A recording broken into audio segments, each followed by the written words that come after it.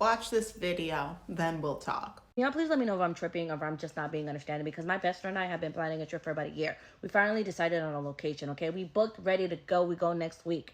Okay, it's going to be me and her. We have been planning it for about a year. I get a phone call. She's sitting here saying that her man wants to go. I was like, well, why does he want to go? She goes, oh, well, he also needs a trip too. I was like, okay, well, that's great. But you and I have booked this trip. It's going to be you and I. There's supposed to be a little best friend getaway before, I decided to go on my vacation. She's like, yeah, but he just really wants to go, but he can be the driver. Like, he won't even, we won't even notice him. Thought about it for about 20 minutes. I was like, okay, if he's going to be in the driver, then fine. If he's going to get his own little room. She goes, oh, well, no. He can't stay in the room we're staying in. No, he cannot. She goes, oh, well, we have 2 beds. Him and I would sleep in one bed. He was just sleeping in the other bed. I get that, but no. She goes, oh, I just don't think you're being understanding. I was going to let him go to be our fucking driver. I felt like that was being understanding enough. She goes, yeah, but this is my husband, so I can't really leave him behind. But you can. You can leave him behind. And I was like, okay. I was like, well, what am I supposed to do? Like, when it's just y'all two? She goes, oh, you won't even notice him. You won't even notice him. I was like, okay. I was like, I don't know. I really got to think about it. She goes, oh, well, if you decide that you don't want to go, would you get mad at me and him still go? But I paid. I already paid for everything, half of everything. She's like, yeah, but there's no point of canceling it. If you don't want to go because he's going, then you just don't have to go.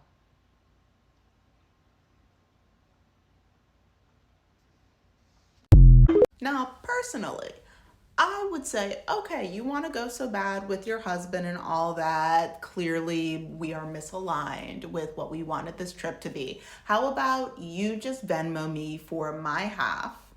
You Venmo me, you send me my money, and then you guys go. And then as soon as that money hits your bank account, blocked.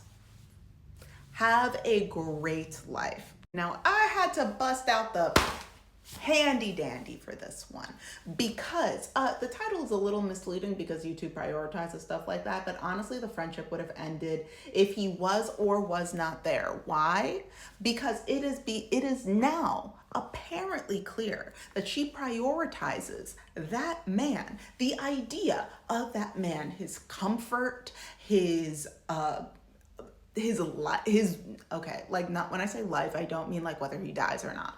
That's not what I'm saying. But he prioritizes her. Somebody that she has probably known less than this friend of 15 years. This friendship would not have survived.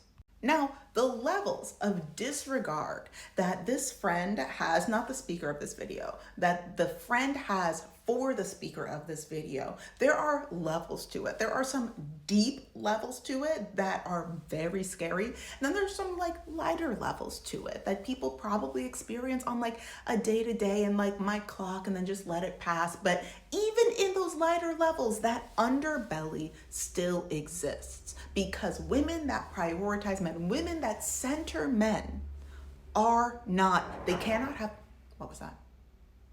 They cannot have close female friendships. They can't.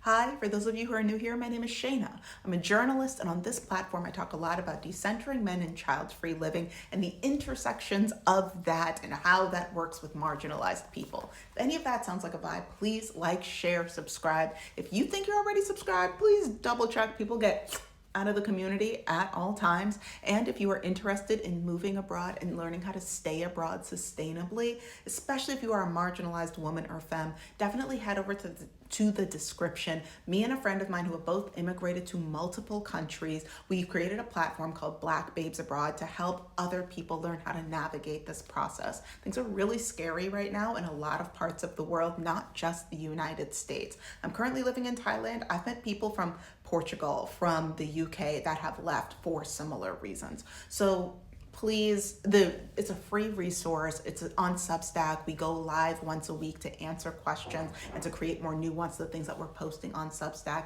Definitely be a part of this conversation if you're interested in getting out. Now, back to the regular scheduled program.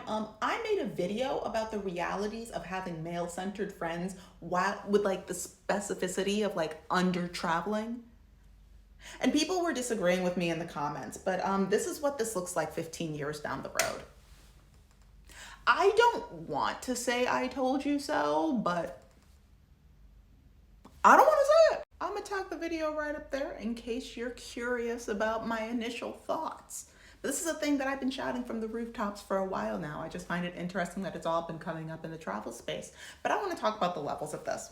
So we're going to talk about the higher level, the lighter level, the space in which I think a lot of people experience this and don't think that it's as deep as it is. So there is a lack of priority for the friendship and a higher value on the time spent with her man than with her friend, who, once again, she's likely known for longer. There is a constant devaluing of friendship that happens with male-centered women, where people, and not just, you see it more often with male-centered women, but it's also a thing that society is constantly pushing because women collectives, femme collectives, non-male collectives, they're terrified of it. It's why gossiping, quote unquote, has been villainized. It's why there's been so much effort and energy and money put into separating women, making sure that women don't get organized, that queer people don't get organized, that we don't start working together, because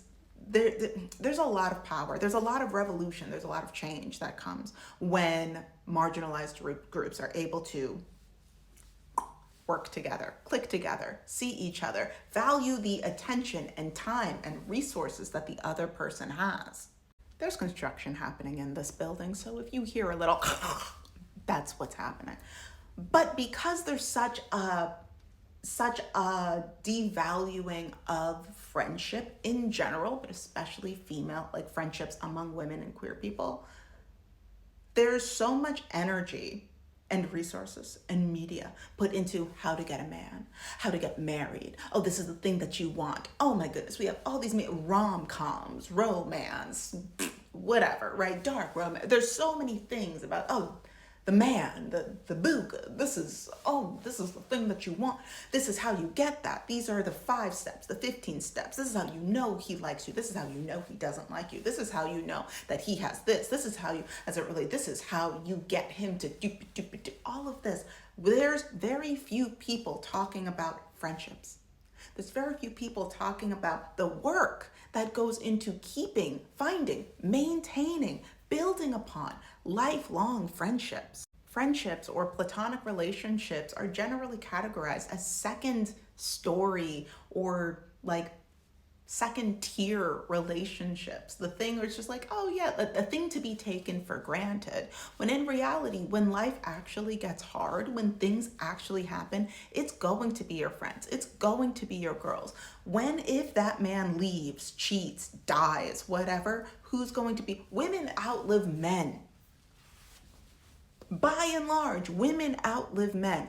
If that man is your whole life, if you are constantly prioritizing and only focusing on him, his needs, his wants, whatever, if something happens and you are alone, you're going to go crawling back to your second tier relationships, your friends, your second tier relationships being like, oh, well, I missed you and why can't we get things back to the good old days?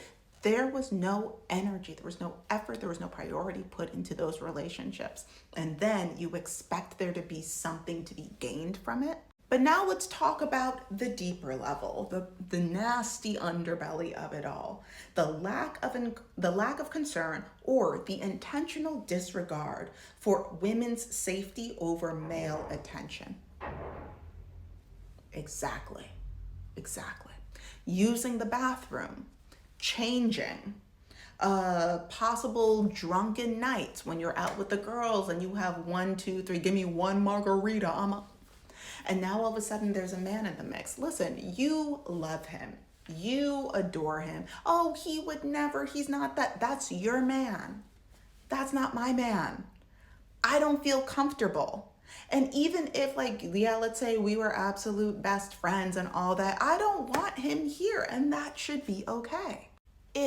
Hopefully not, but this happens to multiple women all across the world.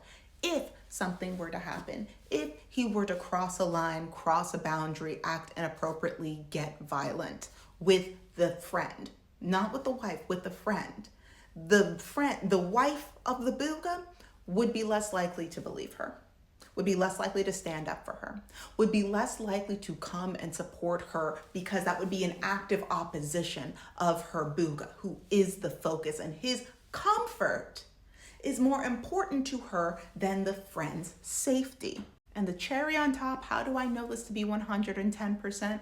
Because there's also a devaluing of the friend's resources. The friend paid. She paid in advance. She planned. She put in the unpaid labor to help figure out, okay, where are we staying? How much are things going to cost? What are we going to do? What's the itinerary? I'm going to buy certain clothes. Okay, everything is good. She did all of that unpaid stuff and then put in the actual resources for it. She said, oh yeah, you don't have to go. Don't worry about it. Don't come. My man is coming. It'll be fine. Arguably, he wouldn't pay for anything because you just don't come, and then I'll just take all of those little cutesy little things that you did, money and unpaid labor, and I'll just give them to him. You wouldn't mind, would you? That's not a friend. That's not a friend. This relationship, this friendship was doomed from the start, if you ask me. But those are my thoughts. Let me know yours in the comment section, and stay safe out there.